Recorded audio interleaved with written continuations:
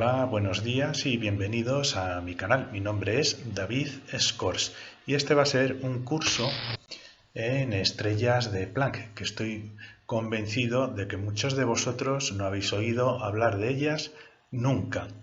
Si os interesan estos temas, os interesan los temas científicos, de física, de biología, de medicina, de cáncer, os invito a suscribiros a mi canal, es gratis y para ello no tenéis más que pinchar en el pequeño ratoncito que os aparecerá por aquí a la derecha.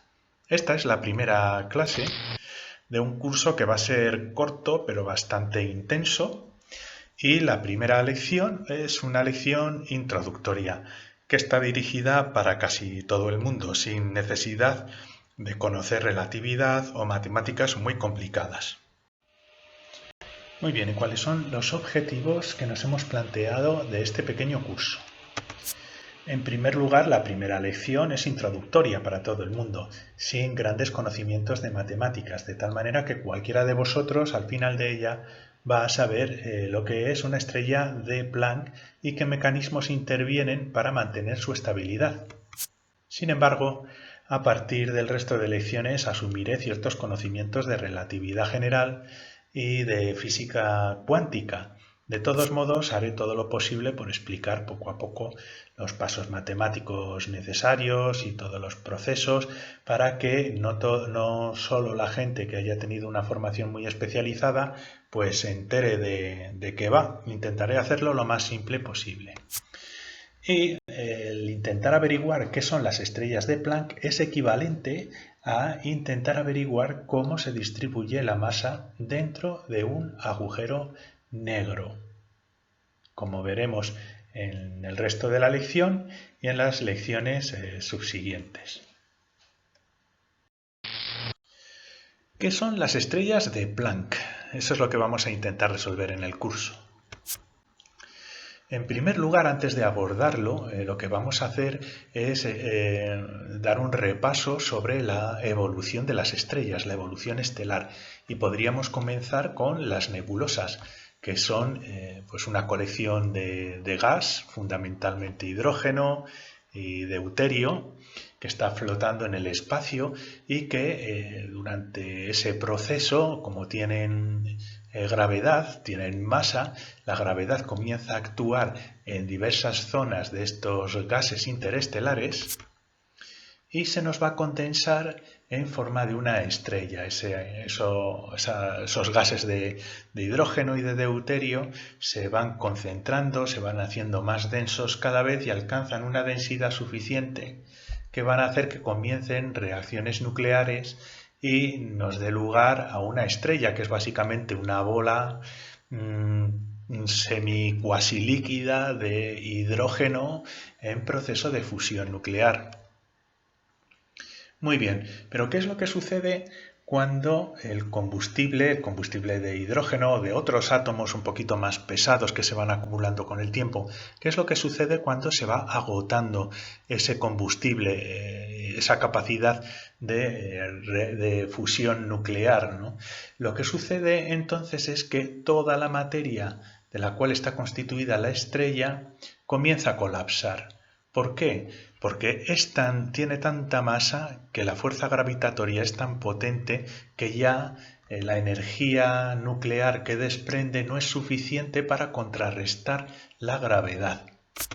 Y se nos forman las enanas blancas, que son las que tenemos aquí.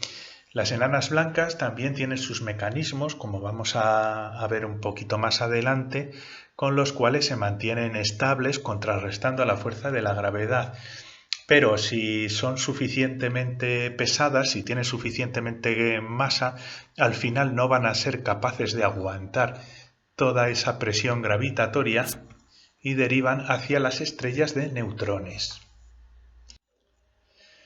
Las estrellas de neutrones son los objetos más densos del universo, con excepción de los agujeros negros.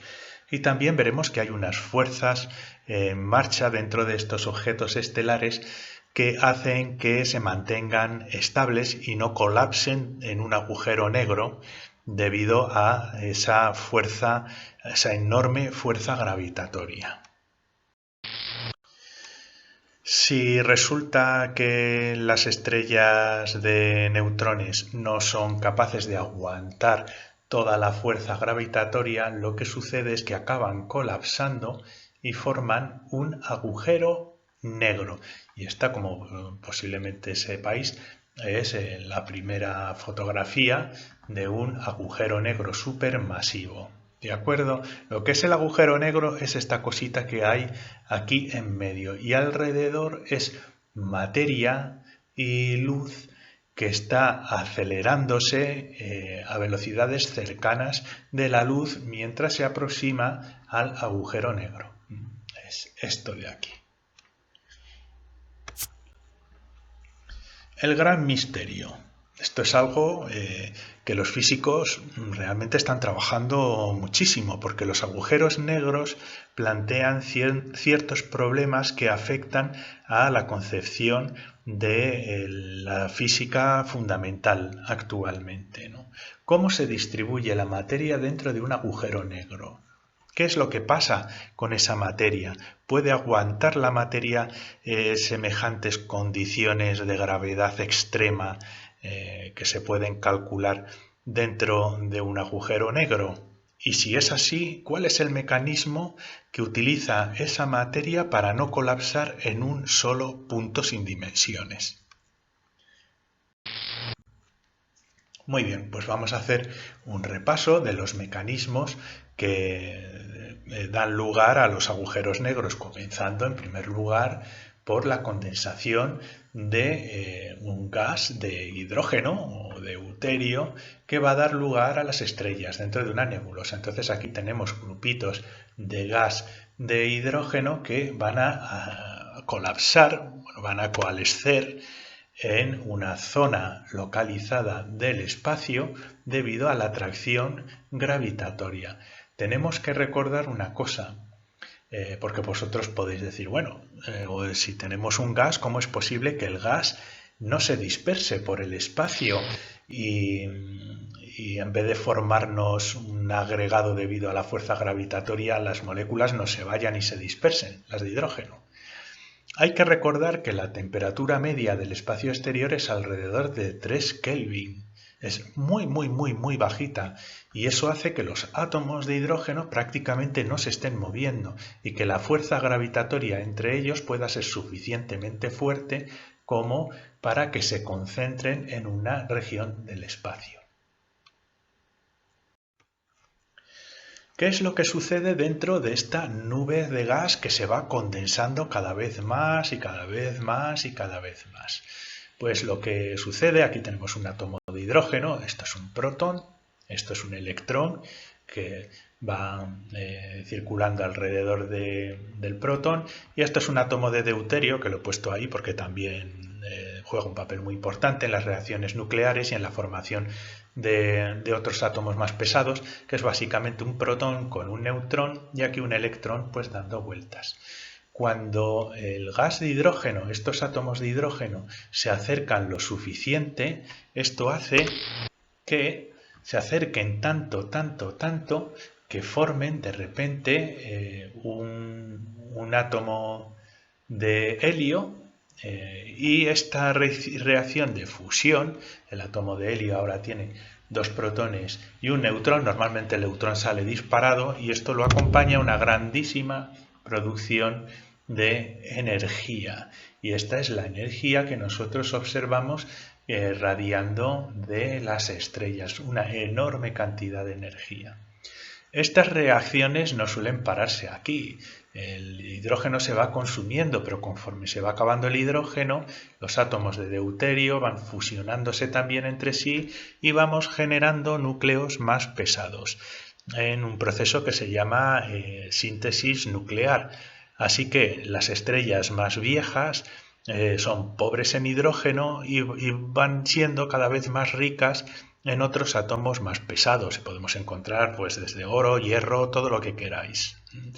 Todos los átomos más pesados que el hidrógeno se han formado en estrellas. Muy bien, Esta reacción de fusión, aquí ya tenemos nosotros a nuestros átomos de helio en medio de una sopa de fusión nuclear. Toda esta energía hace que estos átomos se muevan mucho y ejerzan una presión, se vayan moviendo de un sitio a otro y van ejerciendo una presión haciendo que se mantengan separados. ¿Qué es una estrella? Bueno, pues esto es una estrella. Es una grandísima bola prácticamente de hidrógeno donde se dan reacciones de fusión nuclear. Tiene tanta masa que la fuerza gravitatoria es muy fuerte y solo estas reacciones de fusión nuclear generan energía suficiente para ejercer una presión hacia afuera que estabiliza la estructura de esta estrella.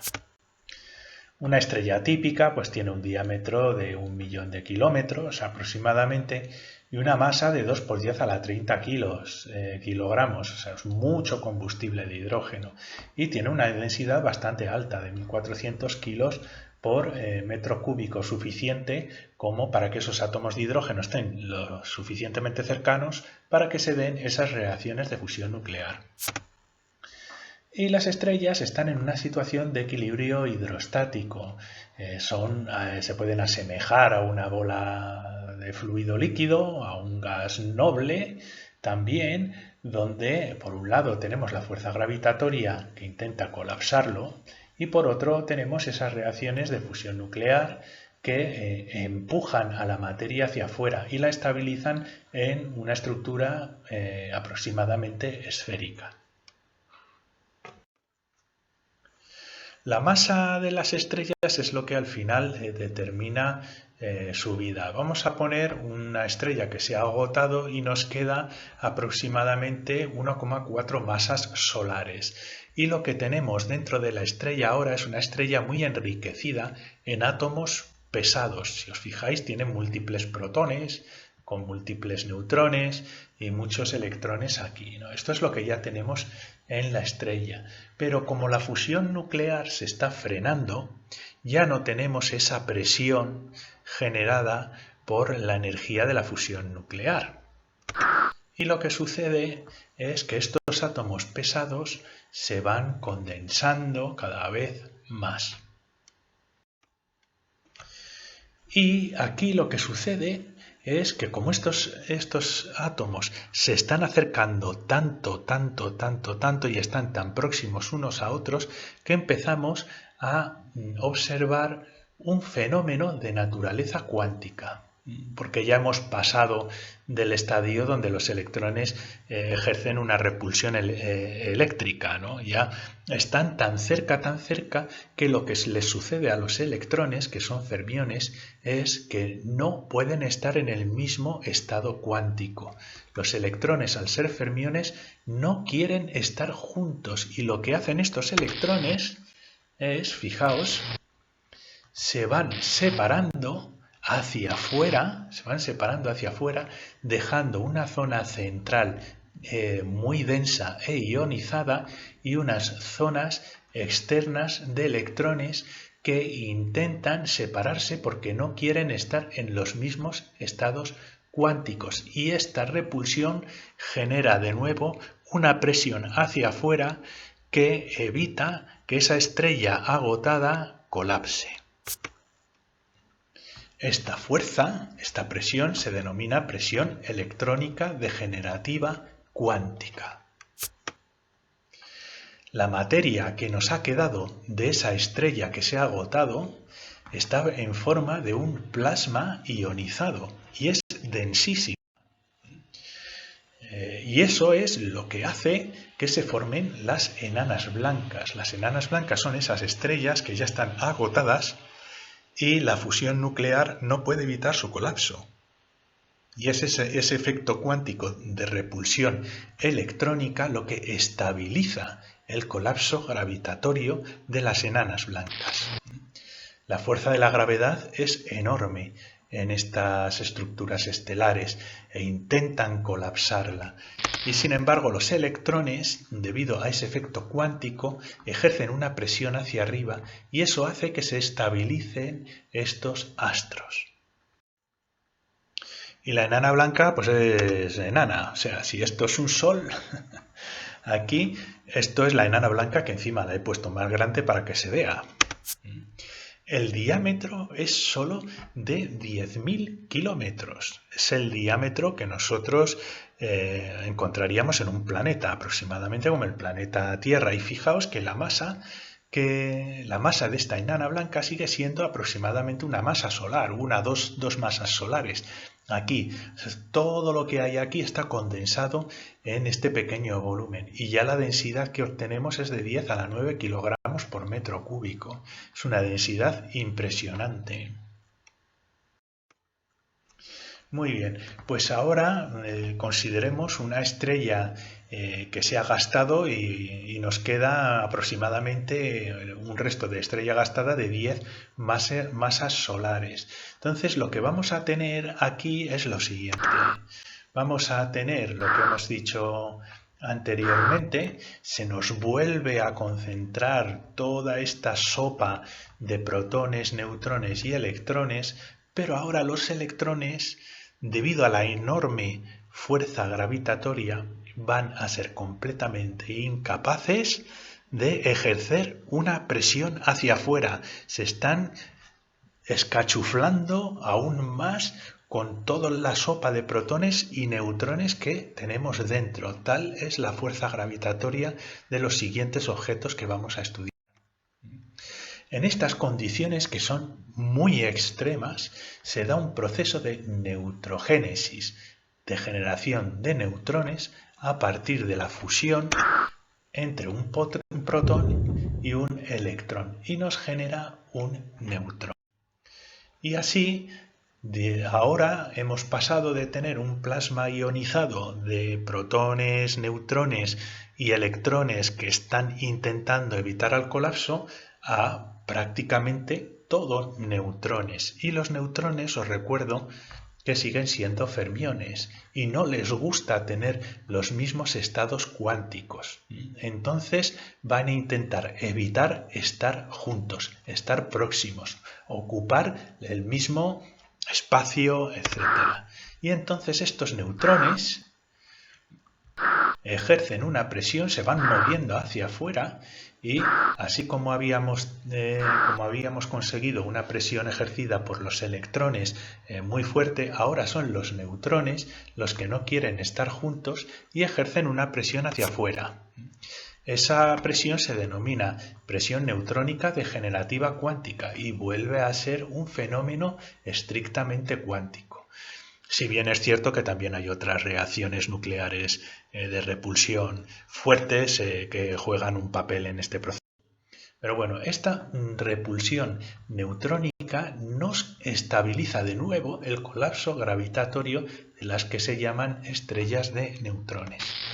Entonces la gravedad intenta colapsar también a estas estrellas de neutrones, donde básicamente son neutrones. Y sin embargo, los neutrones, que no quieren estar juntos por ese efecto cuántico, ejercen una presión y de esa manera se estabilizan estos objetos estelares, las estrellas de neutrones.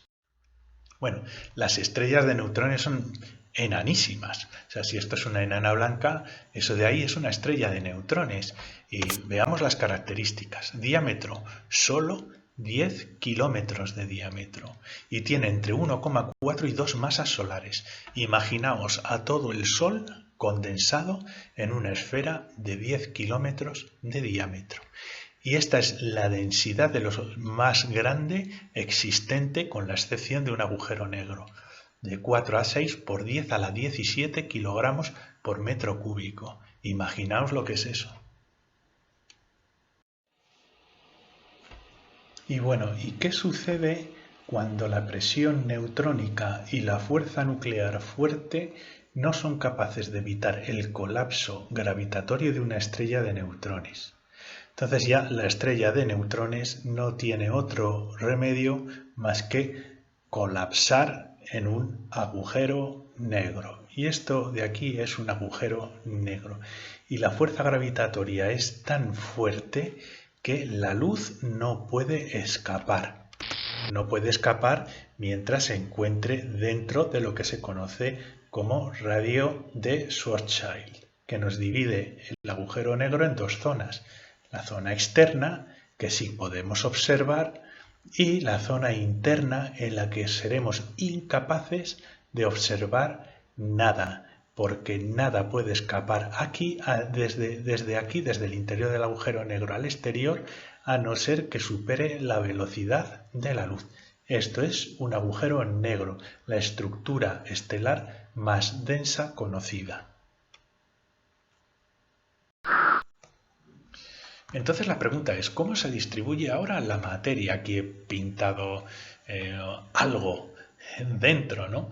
¿Cómo, si la fuerza de la gravedad es tan fuerte, cómo se evita un colapso en una singularidad, en un punto único?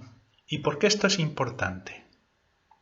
Bien, una de las leyes fundamentales de la física y de la naturaleza es la conservación de la información. Y aparte de la conservación de la masa y la conservación de la energía. Si toda la materia se concentra en un punto sin dimensiones, eso significa que esa materia y esa energía desaparecería.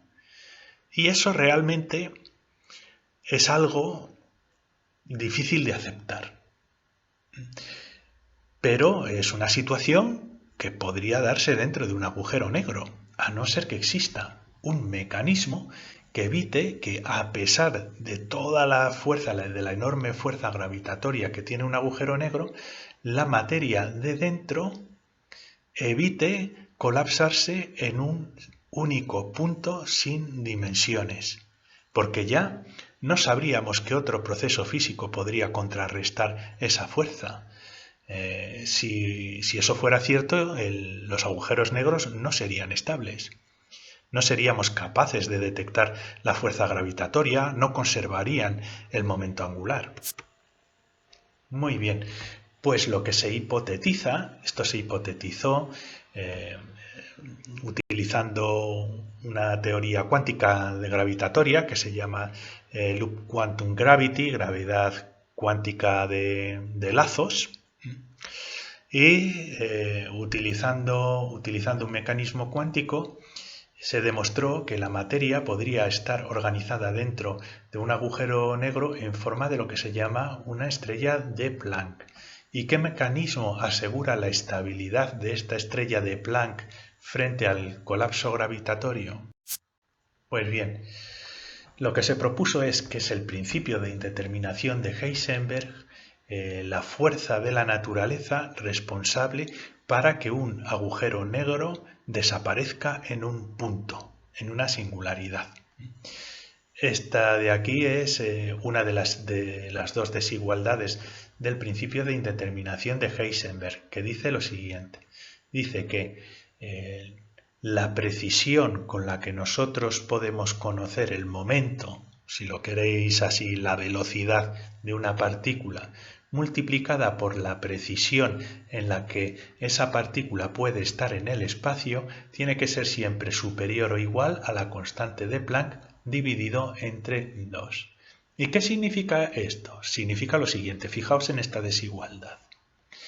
Si nosotros conocemos la posición de una partícula con precisión absoluta, es decir, esta precisión se va haciendo cada vez más pequeña, más pequeña, más pequeña, este intervalo cada vez se va haciendo más pequeño, de tal manera que tienda a cero.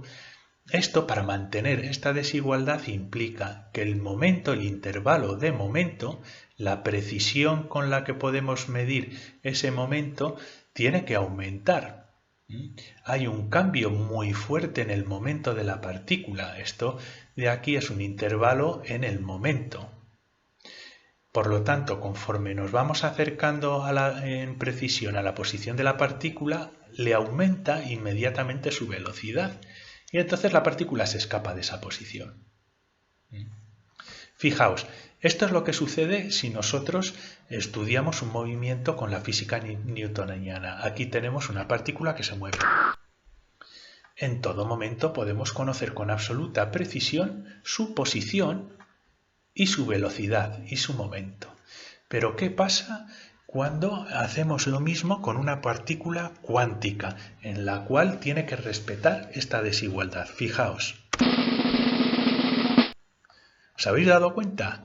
Sí, la partícula se va moviendo a la derecha, como hemos observado en esta, pero no mantiene una posición fija. Somos incapaces, tiene que haber un cierto error en esa posición y por lo tanto la partícula pues va bailando conforme a su trayectoria en esa posición, porque hay una indeterminación en su posición. Y esto hace que esta partícula vaya cambiando su velocidad conforme va avanzando en la trayectoria. No es una trayectoria de este estilo, es una trayectoria, digamos, caótica. Tiene que cumplir esta relación. Y se ha propuesto que esta desigualdad, porque se considera que el principio de indeterminación de Heisenberg es una ley fundamental de la naturaleza, se ha propuesto que esta desigualdad previene que una partícula esté en una posición absolutamente precisa. Bien, este mecanismo evitaría la formación de una singularidad. Aquí tenemos nuestro agujero negro, el rayo de Schwarzschild, que nos separa la zona de dentro de la de fuera. Cualquier partícula que esté dentro no puede salir, dado que necesitaría velocidades superiores a la velocidad de la luz. Aquí tenemos el centro de nuestro agujero negro y fijaos qué es lo que sucedería a una partícula que debido a la fuerza gravitatoria intentara entrar dentro y quedarse en un único punto dentro del agujero negro. Tenéis que pensar que la fuerza gravitatoria es enorme. Las partículas en teoría no podrían escapar de semejante presión gravitatoria y sin embargo, si tienen que seguir el principio de indeterminación de Heisenberg, no pueden quedarse en un punto quietas.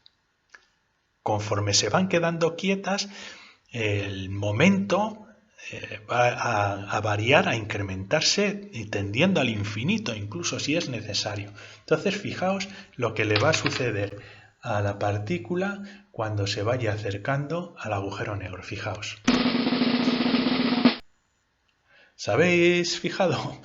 Comienza a venir por aquí, conforme se va acercando al centro de la singularidad, la partícula comienza a fluctuar porque la fuerza gravitatoria intenta fijarla en una trayectoria cada vez más precisa, pero eso no le gusta a la partícula cuántica y entonces comienza a vibrar y a moverse, se escapa del centro, vuelve otra vez al centro, se escapa y vuelve, y de esa manera jamás llegará al centro y la materia que se distribuye de esta forma dentro de este agujero negro alcanza un equilibrio entre la fuerza gravitatoria y esa fuerza cuántica del principio de indeterminación. Y la materia que queda estabilizada de esta manera sin colapsar en un punto y forma una estructura que se denomina estrella de Planck, porque como ya veremos un poquito más adelante, las dimensiones que tiene son del orden de la longitud de Planck. Si no sabéis lo que es, lo explicaré en lecciones más avanzadas. En la siguiente lección hablaremos un poquito sobre las características de los agujeros negros, ya que para poder entender qué es una estrella de Planck y poder determinar su tamaño, la distribución de esa materia, como lo vamos a hacer en el resto del curso, es necesario repasar algunas propiedades de los agujeros negros. Hablaremos sobre todo del horizonte de sucesos, y dado que estas características nos permiten explicar por qué no podemos conocer la distribución de la materia dentro de un agujero negro y qué herramientas matemáticas vamos a tener que utilizar para poder discernir cómo se distribuye esa materia dentro de un modelo de agujero negro. Muchas gracias por vuestra atención. Si os ha gustado, os invito a suscribiros al canal y nos veremos en la próxima lección.